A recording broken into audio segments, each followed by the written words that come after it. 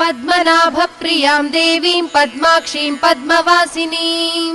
पद्मवक्त्रां पद्महस्तां Vande पद्मामहर्निशम्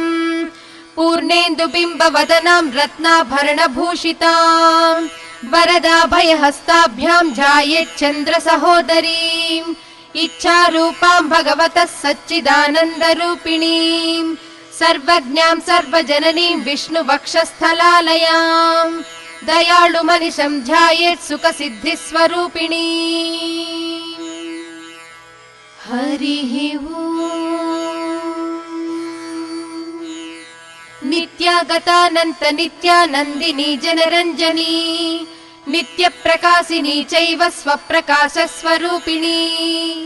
महालक्ष्मीर्महाकाली महाकन्या Saraswati